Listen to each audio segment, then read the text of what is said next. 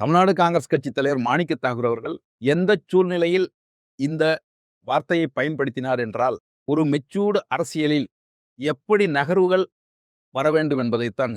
அவேக கட்சியிலே இருக்கக்கூடிய பெரும்பாலான அமைச்சர்கள், சட்டமன்ற உறுப்பினர்கள் பொது வாழ்விற்கு, அரசியலுக்கு புதியதாக வந்தவர்கள். அவர்கள் தங்களுடைய உணர்வுபூர்வமான உணர்ச்சிகளை வெளிப்படுத்தும் பொழுது அது சரியாக அரசியலுக்கு வராது என்பதுதான் அவருடைய ஆதங்கம்.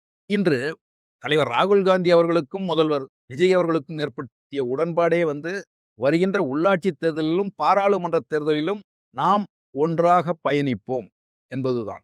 அப்படி என்றால் அவ்வாறு கையெழுத்திட்ட ஒரு உடன்பாடு, அந்த உடன்பாட்டிலே பிரதமர் வேட்பாளரையோ மற்ற வேட்பாளர்களை பற்றி எதுவுமே சொல்லவில்லை. நாம் ஒன்றாக பயணிப்போம், ஒரு எளிய மக்களுக்கான அரசாங்கத்தை, மதச்சார்பற்ற அரசாங்கத்தை இந்த தேசத்துக்கு தருவோம் என்றுதான் அவருடைய வாக்குறுதி. இதிலே எல்லோருக்குமே தெரியும் யார் பிரதமர் வேட்பாளர் என்று.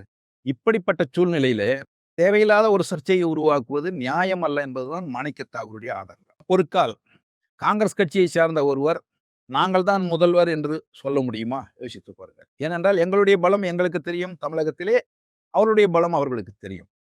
அப்படி சொன்னால் தேவையில்லாத சர்ச்சைகள் உருவாகும்.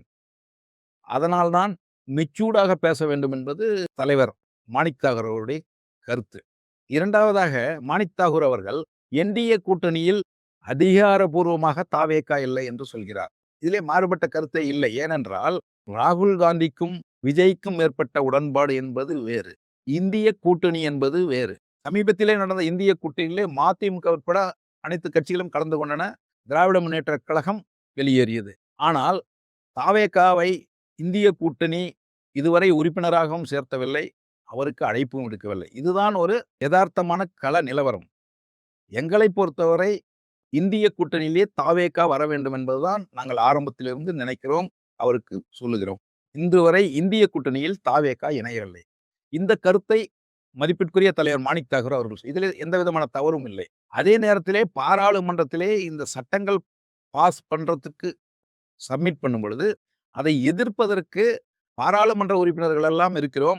தாவேகா கூட்டணியில் இன்னும் பாராளுமன்ற உறுப்பினர்கள் இல்லை, விரைவில் வருவார்கள் என்பது வேறு சமாச்சாரம். இதைத்தான் மாணிக்க தாகூர் அவர்கள் சொல்லியிருக்கிறார். இந்த